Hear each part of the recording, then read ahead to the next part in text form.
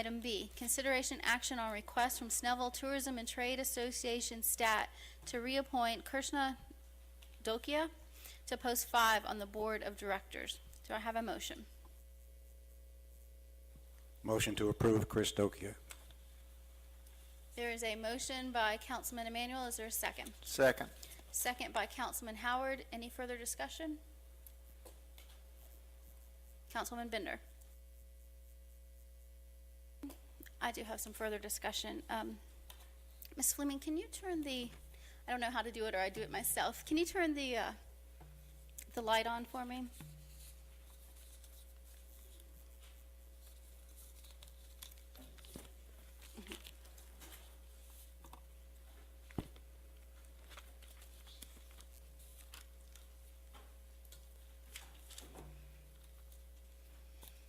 Is Ms. Forbes here? Ms. Forbes, will you stand up, please? Ms. Forbes is the mayor's nomination for the same post tonight. She is the next item on this agenda. Ms. Forbes, this is the second time you've seemed to be caught in the crosshairs of politics, and so I apologize for that. But thank you for being here tonight and your willingness to serve. You can have a seat. Thank you.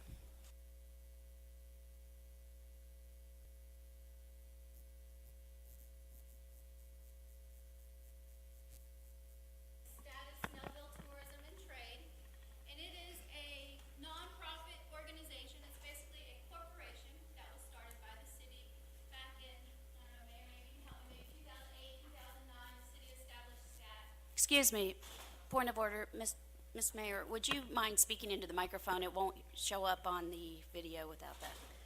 The city established STAT back when I was on council as an arm of the city to put on our events.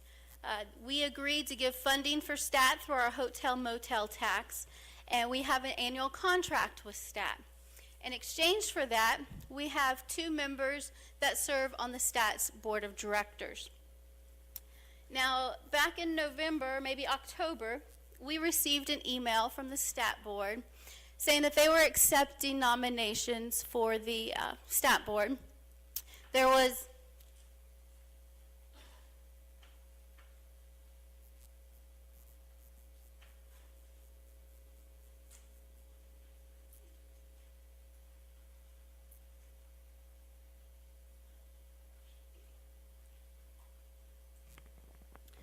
husband that's a technology teacher, and I have no idea how to use that. Thank you, Erica. This was the email that we received, and it said that there were 4 posts to be filled, and it was my misunderstanding. I assumed that that meant there was 4 vacancies. You can see on there post 2, post 5, post 6, and post 8. So I contacted Ms. Forbes. As a city, we have 2 appointments to that, and I asked Ms. Forbes if she would be interested in serving. Ms. Forbes already is part of the STAT organization. She serves on the community garden. She volunteers, I believe, for different events, the Fall Festival, the Snellville's Farmers Market. And so she had, like as in years past with Ms. Snipes, before I nominated her, Ms. Forbes had gotten involved in STAT activities. It was my intent to nominate her for the board. I also had asked another gentleman, Martin Riddles, if he would be interested in serving. When I found out that there were not 4 vacancies on the board, I agreed to withdraw Mr. Riddles, but asked for Ms. Forbes to continue.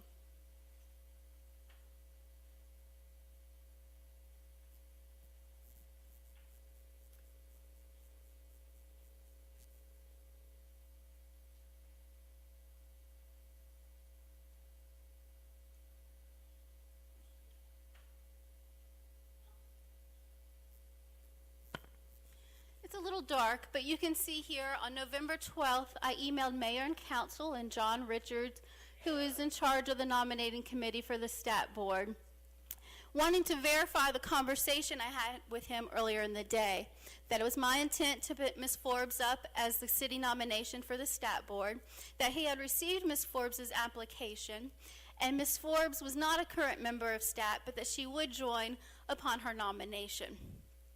This was copied to everyone, and at the end, I asked if they could vet this, and if there was any problems, if they please can notify me. Never heard anything back from anyone that there was any problem. This was November 12th.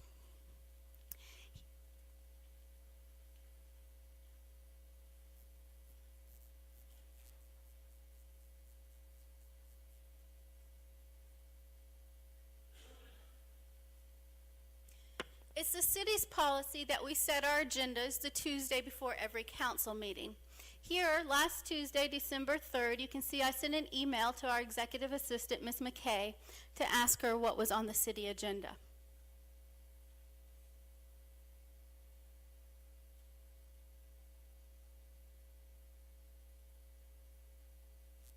This is what she sent to me. You can see item number B was mayor's nomination and council's confirmation of the appointment of Claudette Forbes to Snellville Tourism and Trade Association Board.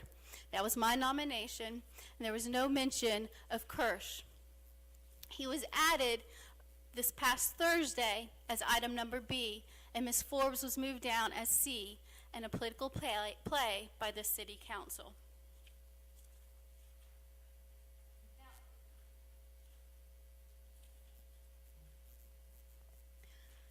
Stat board appointments have been something that's been controversial since I became mayor. We argued over this in 2011, we argued over it in 2012, and now here we are in 2013. Last meeting we all said we were going to hold hands and play nice, but then this appeared at the last minute on tonight's agenda. In 2011,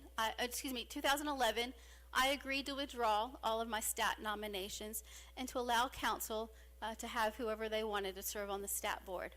In 2012, we made a compromise, and I appointed one person that they requested and one person who I had wanted to be on the board.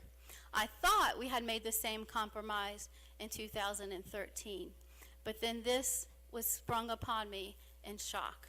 Stat and the council claim that the bylaws of Stat require there to be a nominating committee.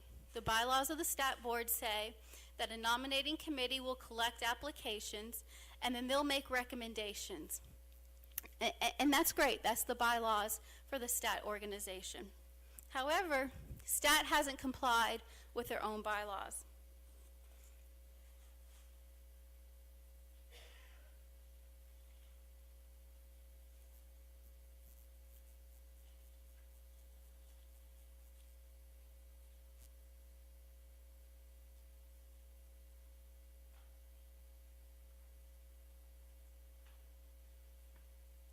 You can see that the bylaws of Stat, as amended by the Stat board and Stat members in September of this year, say that the nominating committee should collect applications and at least 30 days before the elections provide those applications to the mayor and council as a list of nominations. To date, I've seen no applications or no nominations by the Stat board. Ms. McAloon's report is the first that I've heard from Stat.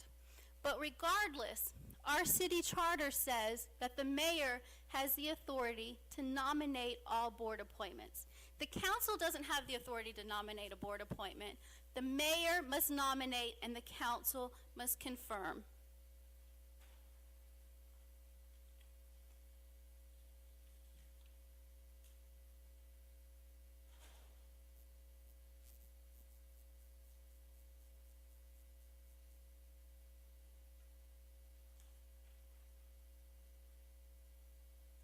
Our city charter, section 3.11, says that all appointments to boards, commissions, and authorities must be appointed by the mayor with the confirmation of the city council. For those of you that don't know, the charter of the city of Snellville is like our constitution. It is the supreme law of the land. Stat's bylaws cannot tell the city what we can or we should do. Stat can make suggestions to our city, but that would be like the governing authority of the hospital or the housing authority going to the governor of the state of Georgia and saying, you know what, you have to follow our bylaws for our corporation to tell you how you run your state. It doesn't work like that. The city has its own laws, just like corporations have their own laws, but the corporation can't tell the city how to operate. And the city laws say that the nominations have to be made by the mayor. Now, the council has to approve my nomination, but I have to make it first.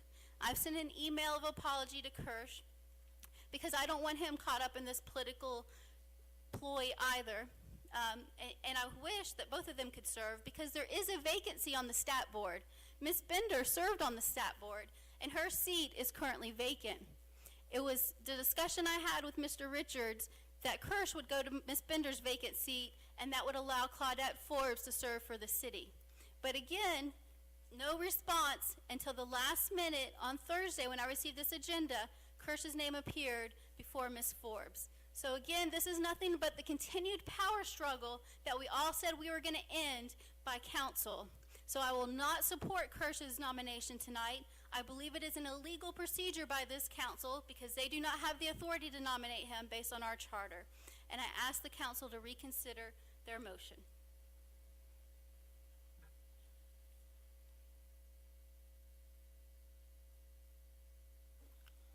Mr. Powell, could you give us your interpretation of that before we get too far into this?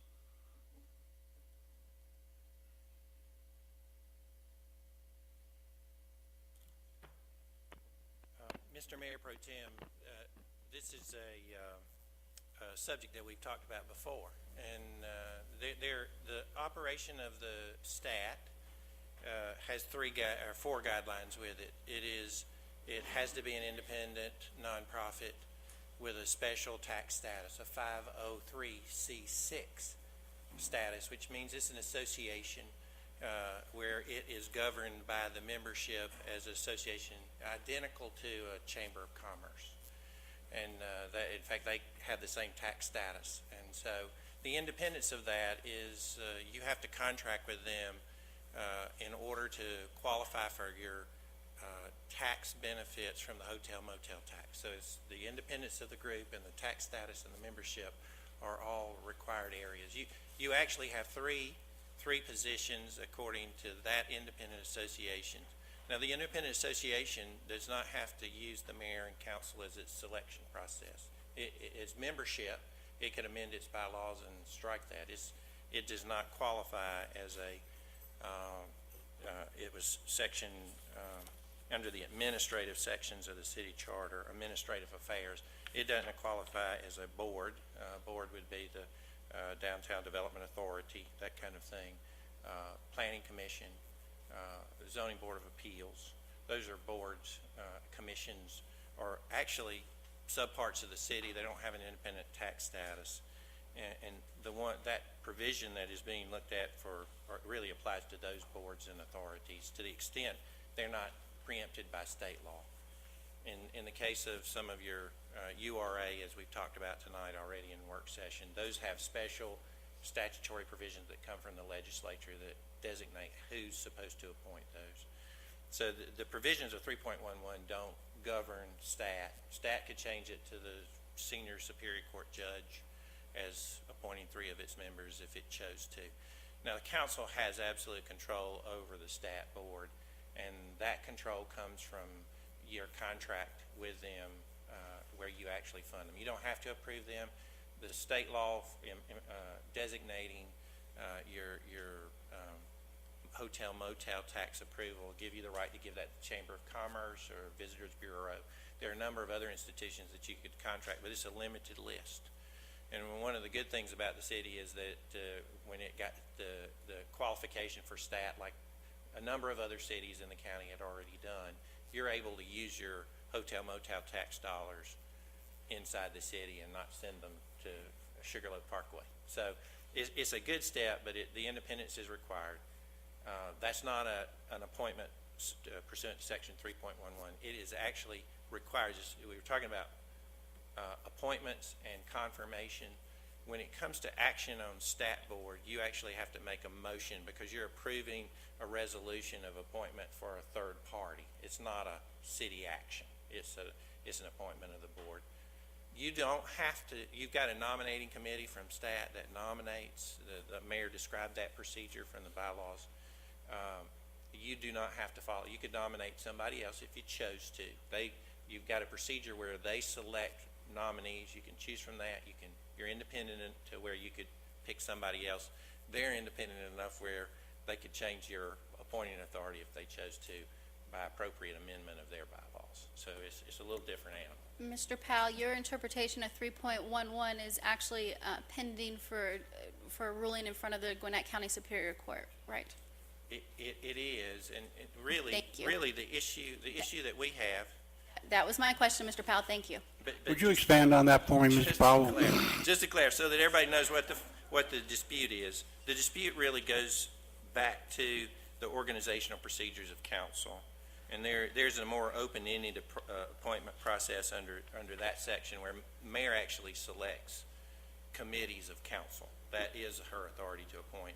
And officers of those committees, she designates. So when you split up into groups of committees, that section does apply. That's the dispute, is between that absolute appointment authority that goes to council members and subcommittees of council, and then the appointment process of the board.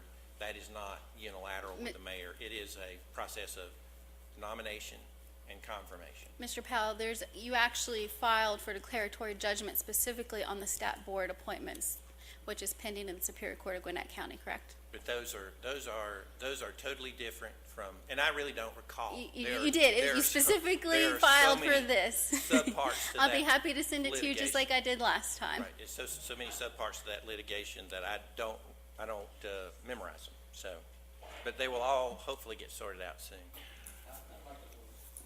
I'd like a little bit more clarification, because what I'm hearing is the stat board brings forth the nominations, suggested nominees, that the mayor can pick and choose and do whatever, or we can go around that, and I'm not sure what you're really saying. The mayor has she does not have a role to play in stat nominations other than as sitting as a member of this body. She is a voting member of this body.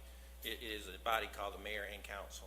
And that's what's in front of the Superior Court judge currently. Right. And it's not something, they don't make nominations to the mayor for the mayor's decision. They make nominations to the mayor and council for its decision. So there's really nothing wrong with my motion? No, it's exactly what you should do. Yes, sir. That's perfectly authorized according to the law. If I'm listening to you properly, then the council had no part in either one of these people coming forward for that. It was one came from the mayor's nomination, the other comes from stat personally, not from any member of this council, correct? That's correct. Thank yes, you. Sir. Councilman Waits, you sponsored this being on the agenda tonight. Are you saying you had nothing to do with it? I'm saying I absolutely had nothing to do with the selection of the stat board's nomination. Absolutely did not have anything to do. All I did was sponsor it for stat and brought forward the nomination that the nomination committee from stat had provided. I did at the time of it put on the agenda. I did not know who that was. I just knew that it was the nomination from the stat board. You didn't know who Kirsch was then? I know Mr. Kirsch. No, I'm saying you didn't know that was the name they were going to give you? No, I did not. And when did you get that name? I may have. I'm not sure. I mean, I don't think I think I saw it when I got the agenda, because again, I just sponsored the stats of the nomination for reappointment. I'll call the question. All those in favor of the motion as stated signify by raising your right hand. That's 5 in favor. All those opposed, 1 opposed. The motion stands approved. That makes item number C moot. D, mayor's nomination and council's confirmation of the appointment of Mike Sabag to the Snellville Public Arts Commission. You all know former councilman Mike Sabag. He continues to serve our community. One of the art commissioners suggested he would serve well on the art commission, so I'm putting him forward tonight to serve on the Snellville Public Arts Commission. I believe several of the art commissioners have emailed their support. All those in favor of the nomination signify by raising your right hand. All of those opposed to the nomination signify by raising your right hand. No, I don't need Point an of opposed. order, No. Mayor. Okay. I don't believe that is an opposition. I understand. I just corrected myself. Thank you. We're doing this a new way tonight, so bear with me. So the nomination fails. E, mayor's nomination, council's confirmation of appointment of Rose Staples to the Urban Redevelopment Agency. Is Ms. Staples here tonight? Ms. Staples, you want to come forward to the podium for me, please, ma'am?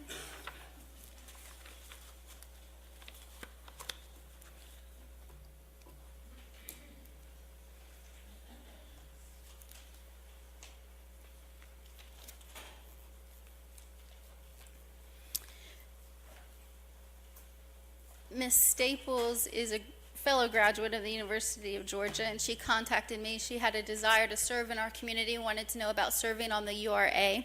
I'm putting her forward tonight. My nomination is to replace the expired term of former Councilman Todd Warner. I do have some concerns with, the URA is an organization that handles bonding, multi-million dollars worth of finances. I do have some concerns with that seat, and so I'm putting Ms. Stables forward tonight in that position. Ms. Stables is a special education teacher. She has been involved in her community in Stone Mountain and now has lived in Snellville for about 11 years and wants to get involved in the Snellville community. She lives over on Masters Lane, and I'm putting her forward tonight for the URA appointment that was held by former council member Todd Warner. All those in favor, all those who wish to confirm the nomination signify by raising your right hand. Ms. Staples, thank you for your willingness to serve, but unfortunately the council will not confirm your nomination tonight.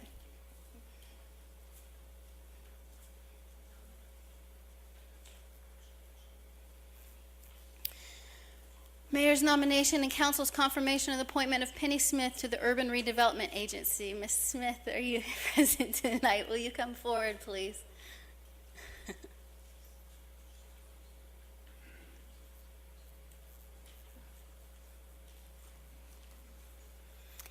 Ms. Smith has lived in the community for a long time. She is an attorney who has recently opened her own practice. She was in the city of Snellville. She now is just outside the city limits of Snellville with her own law practice. She practices in health law, health sciences, and so she is a completely different type of law than what I'm used to, but she has a lot of interaction with different individuals in the medical field, and that is the largest employer in the city of Snellville is the medical field, and so I think she would be an asset to the URA. She has made herself available to this council, and I'm putting her up tonight for the vacant seat that has never been filled for the URA. All those in favor of her confirmation signify by raising your right hand. Thank you, Ms. Smith. I'm sorry.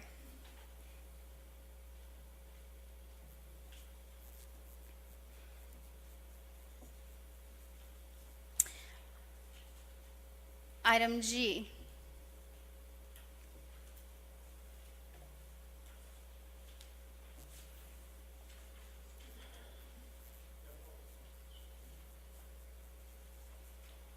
We're going to take a 5-minute recess.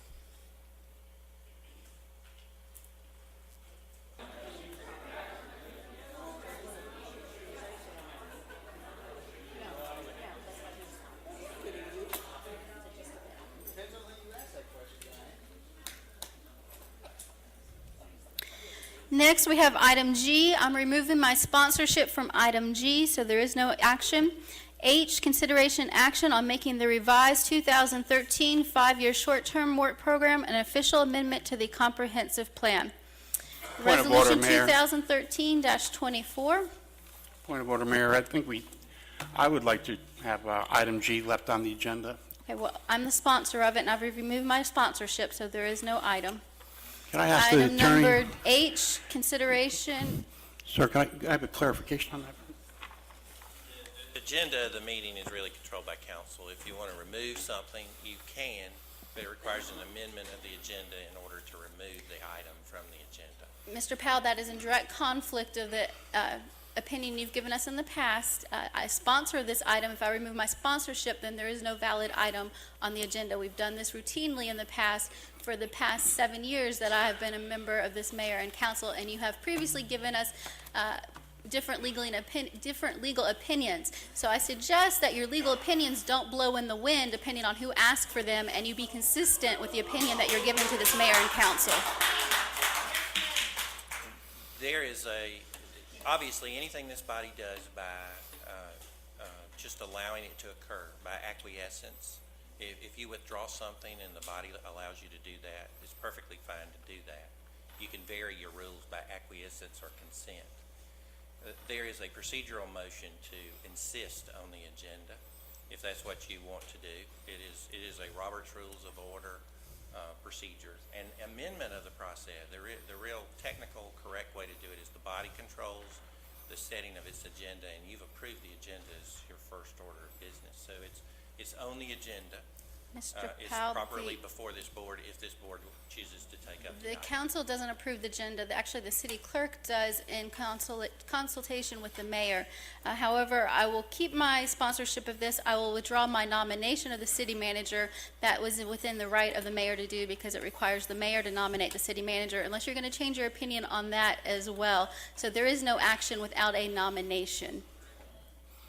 Mayor, I won't change my position with regard to nomination of the city manager. The office of city manager is not vacant. The reference with regard to nominations would only be if the office were vacant. The part about the contract is also part of the agenda item. Mr. Is- Powell, did you or did you not draft the contract for Mr. Sanders that expired on December 31st, 2013? Yes The- or no? I drafted the contract. Mr. Powell, and when you drafted the contract, did you and I not have conversations that the contract was going to be drafted, modeled after the contract we had for Jim Brooks, former city manager? Yes or no? We had that conversation, and it was specifically modeled after the previous contracts that we So that it would have a specific end term, so it would require the nomination of the mayor after December 31st. No. I Yes, sir, never that said- was your no. conversation with me, and if No. you want to go in front of an ethics board as to why you are changing your legal opinion, I'll be happy to do that, Mr. Powell, but I am tired of you going back and forth with your legal opinions. And let me just say, that one's one that won't take me in front of an ethics board or legal review. The charter really controls the process. I mean, it's very clear. There's not a term of an appointment of a city manager. But there is a term created by contract, which we are allowed to do through the charter, and it was a one-year term appointment, correct? The The term- contract created a one-year term of office, correct? as you've often said, Mayor, you cannot amend the charter. The By- charter by- says by we can contract. the charter says the city manager is an employee at will, and so we created a one-year term of office with a severance package through the contract. It is served at the pleasure of the mayor and council. Which is an There employee is- at will. There is no term, but it goes on to say that in order for that office to change, for the city manager to be changed, it requires a vote of 4 members of council to do that. And so the position, as I've described, charter doesn't leave that position vacant at this point. The contracting process that goes with the city manager's position really outlines the benefits that he's offered, his salary, his insurance, his car, and those will change over the period of appointment and be renegotiated. Now, this council could terminate Mr. Sanders tonight and require reappointment if it chooses to, but there's not a term of office for the city manager. He serves until terminated. You can link those up if you choose to, or you can deal with his contract the way you choose to. It's separate from the nomination. Mr. Sanders. Mr. Powell, then how are you reconciling the fact that on February 15, 2009, it required a nomination of then Mayor Jerry Oberholzer to renew Mr. Brooks's contract that was written for same term, same conditions, same language as Mr. Sanders' contract, but then it required a nomination of the mayor, but now that I'm mayor, it doesn't require a nomination? How do you reconcile those two contracts if they were drafted the same? Well, I would, there have been charter changes over the time period. I was not here during. That has not changed. I was And not that here during was the Mr. was that not the conversation you and I had in drafting Mr. Sanders' contract? No, we did not discuss Mr. Brooks. We or most his certainly did. You termination. even emailed me Mr. Brooks's contract. Do I need to refresh your memory with those emails? I'll be glad to look at it. All right. It won't change my opinion regarding the application of the charter or the position of the city manager or his appointment. And so there is a contract issue. The contract and the terms of his employment will expire, and to the extent this body wants to take action with regard to his contract, it is free to do so. So just so I'm very clear, let me make sure I'm clear. The contract is just compensation. It's It's not a contract of time that has a time value on it at any point.